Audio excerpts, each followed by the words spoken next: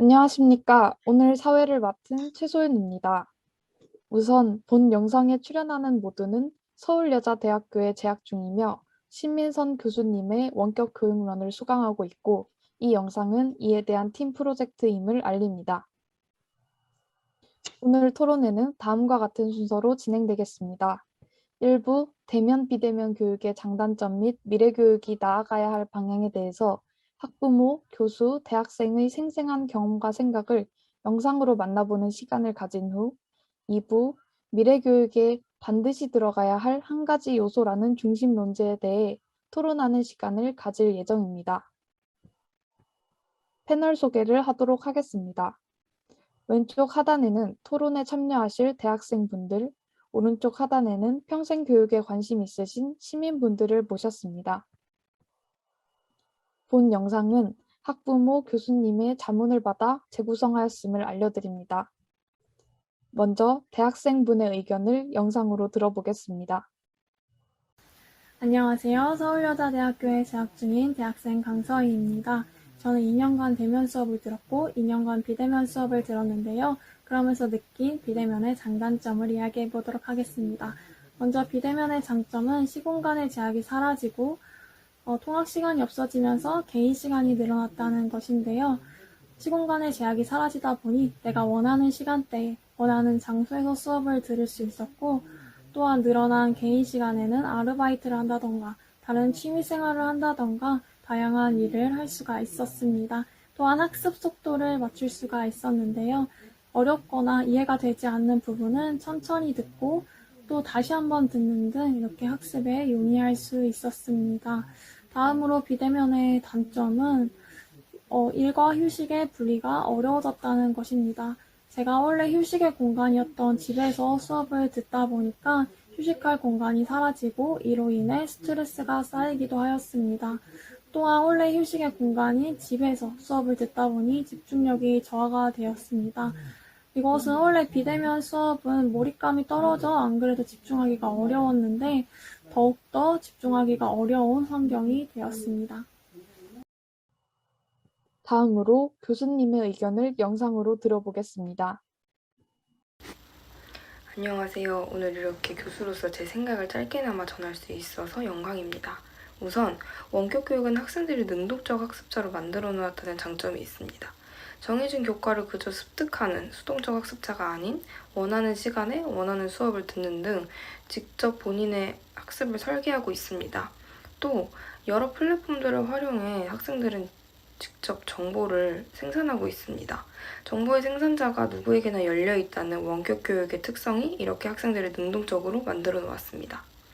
원격 교육의 3, 4차원 기술을 통해 교수자의 강의 노트를 그저 암기하는 것이 아닌 충분한 이해와 상상도 가능해졌습니다. 반면 단점은 지식 활용에 한계가 있다는 점입니다. 지식은 교과서에 적힌 활자를 통해 얻어지기도 하지만 궁극적으로 사람과의 관계를 통해 확장되어 가는데, 이 지식이 사람과의 만남과 이어지지 않는다면 지식의 활용성이 크게 떨어집니다. 또한 공부라는 건 역시 지식의 습득에만 그치는 것이 아니라 이 지식을 활용하여 사회인으로서 살아나가는 데 필요한 것인데, 이 교육이 원격으로만 그치게 된다면 정말 오롯이 지식으로만 머물게 됩니다. 이상입니다. 감사합니다. 다음으로 학부모님의 의견을 영상으로 들어보겠습니다. 안녕하세요. 코로나19를 계기로 직장을 그만두고 초3 아이와 고3 아이를 직접 케어하게 된 학부모입니다. 막내는 비대면 수업이 시행되고 날마다 해야 하는 숙제가 전에 2배는 더 되더라고요. 애가 혼자서 다 하기엔 너무 무리가 있어 보여서 결국 전 과목을 담당해 주시는 과외 선생님을 구하게 되었습니다. 첫째는 전에 다니던 학원이 문을 닫아 반강제적으로 자습을 시작했는데요. 고3 아이들 사이에서 유명한 스타 강사 인강으로 혼자 공부하더라고요. 학원 없이 스스로 공부하는 걸 처음 해보는 애라 처음엔 정말 많이 힘들어했는데 후반으로 갈수록 점수가 많이 올랐습니다. 이제 첫째가 대학에 들어갔는데 원격 수업을 하니 집에서 수업을 들어서 아주 편하다고 해요. 녹화 영상을 반복 학습하더니 1학기 성적도 아주 잘 나왔습니다. 우리 애들을 보면 확실히 아이들이 스스로 공부할 수 있는 나이만 되어도 비대면 수업으로 얻을 수 있는 이점이 많은 것 같습니다. 네, 방금 시청한 영상에 간단한 요약으로 카드 뉴스를 준비했는데요. 첫 번째로 대학생의 입장에서 주제를 바라보았을 때 장점으로는 시간적, 공간적 제약이 사라진다. 통학 시간이 사라지기에 개인 시간이 증가하고 개인에 맞는 공부 속도를 조절할 수 있어 공부 효율성이 증가한다. 그리고 온라인을 통한 빠른 피드백을 받을 수 있기에 과제 완성도가 증가한다라고 언급해 주셨고, 단점으로는 휴식 공간의 부재로 스트레스가 증가되고 휴식 공간에서의 수업, 현장감, 몰입감이 저하되어 집중도가 하락된다고 말씀해 주셨습니다. 아무래도 학습의 당사자인 학생이 비대면 교육의 장점과 단점을 가장 잘 느끼는 입장이 아닐까 싶습니다. 다음으로 교수자의 의견으로 원격 교육의 장점은 학생들의 능동적 학습이 가능하기에 원하는 시간에 수업을 듣는 능동적 학습 설계가 이루어질 수 있고, 여러 플랫폼을 통해 학생들이 직접 정보를 생산하여 단순 암기가 아닌 충분한 이해와 상상이 가능해진다고 언급해 주셨습니다. 정말 원격 교육을 통해 메타버스, 젠보드, 구글 덕스 등 쉽게 브레인스토밍처럼 의견을 나눌 수 있다는 건 큰 장점인 것 같습니다. 단점으로는 지식 활용에 한계가 존재한다고 말씀해 주셨습니다. 사람과의 관계를 통해 확장되어가는 지식의 특성상 사람과 직접 만나지 못하면서 지식의 활용성이 떨어진다고 언급해 주셨습니다. 마지막으로 학부모 의견인데요. 단점으로 보호자의 경력 단절과 교육비 상승, 그리고 스스로 공부할 수 없는 학생들의 어려움을 꼽아주셨습니다. 원격 교육을 실행하게 되면 자기주도 학습 능력에 따라 그 학습 편차가 커지기에 그 문제가 크게 다가오는 것 같습니다. 장점으로는 오히려 스스로 공부할 수 있는 학생들은 더 좋은 성과를 낼 수 있다는 점이라고 말씀해 주셨습니다. 네, 지금까지 일부 대면 비대면 교육의 장단점 및 미래 교육이 나아가야 할 방향에 대한 영상 시청과 카드 뉴스로 의견 요약을 보셨습니다. 다음으로 2부 미래 교육에 반드시 들어가야 할 한 가지 요소를 주제로 토론이 있겠습니다. 그 전에 미래 교육에 대한 이야기를 해보자고 하니 평생 교육이 언급되지 않을 수 없을 것 같은데요. 그래서 제가 평생 교육에 대한 간단한 설명을 준비했습니다. 우선 평생 교육이란 학교 교육을 제외한 일정한 형태의 체계적인 교육 활동을 의미합니다. 평생 교육은 이미 오래전부터 우리 인간 생활에 적용되어 왔는데, 이러한 과정에 대해 우리나라에서는 평생 교육이 1980년대 초반부터 서서히 체계화되어 왔으며, 그 역사적 배경으로 평생 교육은 1960년대 후반부터 유네스코를 통하여 소개되고 보급된 개념입니다. 삶과 평생 그리고 교육의 뜻을 내포하고 있는 개념으로서 삶이라는 개념이나 평생이라는 개념이 대단히 넓고 복잡한 것처럼 평생 교육의 개념도 매우 광범하고 포괄적인 것이 특징입니다. 네, 여기까지가 제가 준비한 간단한 평생 교육에 대한 설명이었습니다. 그럼 지금부터 미래 교육에 반드시 들어가야 할 한 가지 요소를 주제로 토론을 시작하도록 하겠습니다. 토론은 2번의 발언과 마지막 요약 정리의 순서로 이루어질 예정입니다. 강서희 님께서 발언해 주시면 되겠습니다. 네, 먼저 우리가 앞으로 나아가야 할 방향으로 다면 교육을 이야기하고 싶습니다. 지금 현재의 교육은 입시에 치중되어 학생 개인의 역량과 흥미를 반영하지 못하고 있을 뿐더러 학생들은 학업과 성적에 대한 스트레스로 극단적인 선택을 하기도 해 OECD 국가 청소년 자살률 1위라는 불명예를 가지고 있기도 합니다. 모두에게 같은 내용을 주입식으로 넣는 200년간 지속된 공장식 교육은 산업혁명 시대에는 적합한 교육이었을지 몰라도 정보화 시대로 변화한 지금 이에 맞는 교육의 방식에도 변화가 있어야 한다고 생각합니다. 학생들의 개인의 흥미와 적성을 고려하여 교육을 진행하며 학생들의 선택의 기회를 넓히고 학생들이 자율적으로 참여하여 자신의 역량을 개발할 수 있는 교육적 체계로의 변화가 시급하다고 생각합니다. 이에 대한 예시로 플립러닝을 소개하고 싶습니다. 플립러닝은 쉽게 말해 거꾸로 뒤집는 교육 과정을 의미하는데요. 디지털 매체를 가정에서 활용하여 학습에 필요한 기본 개념과 지식을 사전에 학습하게 하고, 교실에서는 학습한 개념을 문제 해결, 실험, 토론하거나 협력 프로젝트를 수행하게 됩니다. 이러한 플립러닝은 학습자가 사전 학습 때는 자신의 속도에 맞게 배우고 익힐 수 있으며 실제 수업 시간에는 학생들의 적극적인 상호작용과 협력 학습을 용이하게 만들어주는 장점이 있습니다. 결과적으로 학생이 능동적으로 교실 수업에 참여하여 즐거운 배움이 이뤄지는 가능성을 높여줍니다. 네, 의견 잘 들었습니다. 그럼 다음으로 염승미 님께서 발언해 주시면 되겠습니다. 코로나19로 인하여 교육계에서 그동안 미뤘던 비대면 수업이 확대되었습니다. 4차 혁명 시대에 비대면 수업은 필연적이었으며 코로나19로 인하여 그 시기가 당겨진 것뿐이라고 생각합니다. 따라서 코로나19 상황이 끝나도 대면 교육뿐만 아니라 비대면 교육 역시 계속해서 진행될 것이라고 생각합니다. 앞서 살펴본 바와 같이 대면, 비대면 교육의 장점과 단점이 각각 존재하기 때문에 이를 적절하게 혼합하여 진행하는 것이 중요합니다. 대학생의 경우 단순히 이론을 필요로 하는 강의형 수업과 멀리 현장에서 근무하시는 분을 초청하는 경우에 비대면 수업을 활용하는 것이 좋다고 생각합니다. 반면에 토론이 많은 수업과 실습이 필요한 수업 같은 경우에는 대면 수업으로 진행하는 것이 좋다고 생각합니다. 그리고 대면과 비대면 수업을 혼합하여 진행한다면 이전과는 다른 문제의 상황이 발생할 수 있다고 생각하는데요. 비대면 수업에서는 소통의 문제와 관계 속에서 발생할 수 있는 것이 부재하기 때문에 대면, 비대면 수업을 혼합할 때에는 대면 수업에서 전보다는 관계를 구축할 수 있는 시간을 주어야 한다고 생각합니다. 또한 이를 극복하기 위해 비대면 수업 상황에서도 학습 공동체를 만들어서 관계를 만들 수 있도록 도와주어야 한다고 생각합니다. 네, 감사합니다. 다음으로 장세림 님께서 발언해 주시면 되겠습니다. 저는 미래교육이 온라인 매체와 전자기기를 사용하여 산업혁명의 기술을 적극적으로 활용하는 방향으로 나아가야 한다고 생각합니다. 이번 연도 핵심 키워드 중 하나였던 메타버스는 정형화된 교실에서 받는 교육이 아닌 가상현실에서 학생 본인의 아바타를 직접 조정하는 등 능동적인 교육을 기대할 수 있습니다. 앞서 교수님께서 말씀해 주셨듯이 사람들과의 관계가 교육과 학습에 있어서 중요한데 사람들을 직접 만나기 어려운 지금 메타버스에서 타인과의 만남은 이러한 원격 교육의 한계점에 도움이 될 것입니다. 또한 문자와 영상으로만 진행되는 원격 교육이 아닌 메타버스를 활용하여 교육을 진행하면 흥미와 재미를 통해 학습의 몰입도도 기대할 수 있습니다.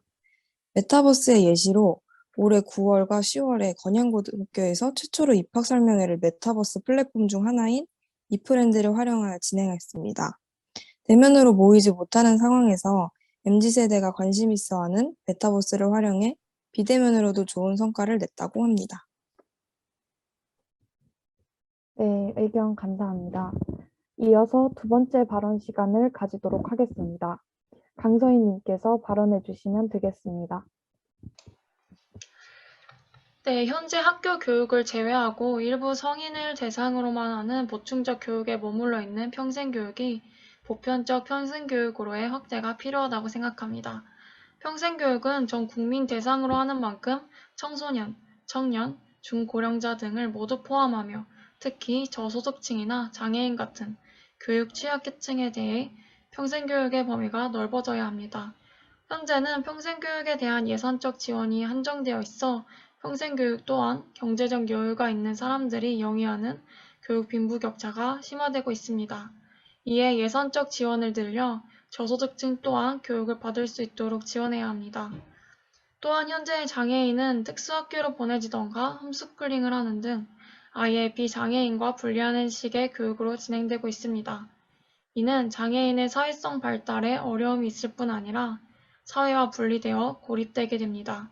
이렇게 비장애인과 장애인을 분리하는 교육이 아닌 함께 학습하고 성장할 수 있는 교육의 장인, 통합교육이 확대되어야 하며 이는 교육복지제도의 재정뿐 아니라 사회적 인식의 향상도 같이 가야 한다고 생각합니다.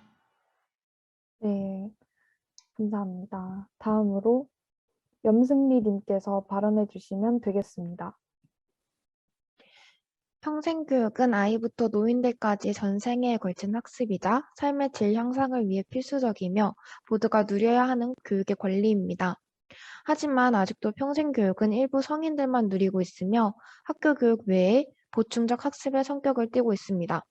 따라서 평생교육이 모든 사람의 삶 한 부분으로 자리 잡기 위해서는 여러 가지 정책적 변화가 이루어져야 한다고 생각합니다. 이를 위해 먼저 중앙부처 평생교육 체계 혁신을 위해 평생교육청을 신설해야 합니다. 교육부 산하 평생교육청을 신설하여 전 부처의 평생교육 관련 정책을 통합적으로 추진할 수 있도록 하며 사회부처 장관들과의 협력을 위해 유명무실한 평생교육진흥위원회의 기능을 강화시켜야 합니다. 이외에 국가교육위원회에도 별도 평생교육 전문위원회를 신설해야 한다고 생각합니다. 또한 모든 사람이 높은 질의 평생교육을 받을 수 있도록 하기 위해서 평생교육 직렬 신설과 고용 보정을 통해 평생교육의 전문성을 실현해야 합니다.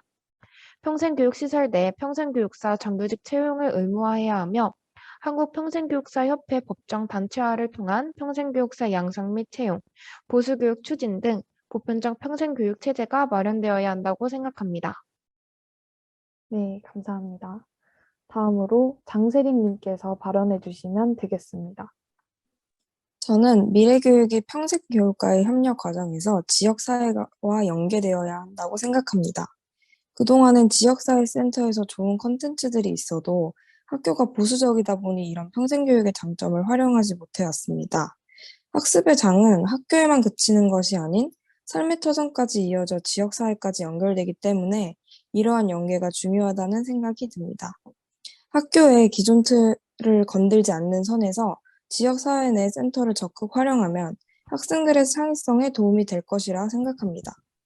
또한 학교에서의 학업 스트레스를 센터 내의 프로그램을 통해 해소할 수 있고 지역사회와 상생하며 평생학습을 자연스럽게 학생들이 받아들일 수 있을 것입니다. 지역사회와의 연계에 대한 예로 서대문구 평생학습관 융복합 인재교육학교는 연북중학교와 함께 학생들에게 가상현실, 인공지능, 자율주행, 빅데이터, 드론 등 4차 산업혁명의 주요 기술들을 배울 수 있게 진행하고 있습니다. 또한 현대차와 함께 꿈을 키우는 미래 자동차 학교를 개설하여 지역 내 초등학생들을 대상으로 프로그램을 진행하는 등 평생학습 교육을 적극적으로 활용하고 있습니다. 이러한 선례들을 통해 지역사회와 연계된 평생학습이 학생들을 대상으로 활발히 일어나야 한다고 생각합니다. 네, 의견 잘 들었습니다. 그리 긴 시간이 아니었는데도 많은 의미 있는 내용들이 오갔던 것 같습니다. 지금까지 2부에서 발언해 주셨던 내용에 대해서 간단한 요약으로 준비한 카드 뉴스를 함께 보고 마무리하는 시간을 가지도록 하겠습니다. 첫 번째로 다면 교육입니다. 학생 개인의 흥미와 적성을 고려한 역량을 개발할 수 있는 교육 체계로의 변화를 강조해 주시면서 플립 러닝을 예시로 들어주셨습니다. 플립 러닝은 거꾸로 뒤집은 교육 과정을 의미하는데요. 능동적으로 참여하여 즐거운 배움이 이루어질 수 있도록 한다고 합니다. 두 번째로 대면, 비대면 혼합 수업의 방향성입니다. 강의형 수업은 비대면 수업을, 토론과 실습형 수업은 대면 수업을 활용하는 것이 좋다고 언급해 주셨습니다. 세 번째로 온라인 매체와 전자기기 활용입니다. 기술의 적극적 활용을 강조하시면서 메타버스에 대해서 자세하게 설명해 주셨는데요. 능동적 교육, 정형화된 학습이 아닌 높은 몰입이 가능한 학습이 이루어질 것이다 라고 건영고등학교의 메타버스를 활용한 입학 설명회를 예시로 들어 설명해 주셨습니다. 마지막으로 평생교육에 대해서 다들 언급해 주셨는데요. 우선 교육 대상의 확대를 위한 예산 지원 확충, 사회적 인식 향상을 통한 전 국민을 대상으로의 보편적 평생교육으로의 확대가 필요하다고 말씀해 주셨습니다. 다음으로 평생교육이 모든 사람의 삶의 한 부분으로 자리 잡기 위해서 정책적 변화가 필요하다고 말씀해 주셨습니다. 이를 위해 평생교육청을 신설하고 평생교육사의 직렬 신설과 교육부장을 통한 평생교육의 전문성 실현을 말씀해 주셨습니다. 또한 지역사회와 연계된 평생학습의 적극적 활용에 대해서도 언급해 주셨는데요.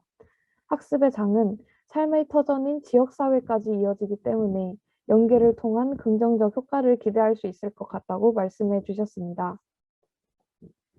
네, 긴 시간 동안 함께 해주셔서 감사합니다. 끝으로 2021년 11월 1일부터 서명부 제출 시까지 보편적 평생교육 실현을 위한 대국민 온라인 서명운동을 실시 중에 있는데요. 이에 함께 동참해 주시길 바랍니다. 참여 링크는 완성 영상 아래쪽 하단에 기재하도록 하겠습니다. 지금까지 함께 해주셔서 감사합니다.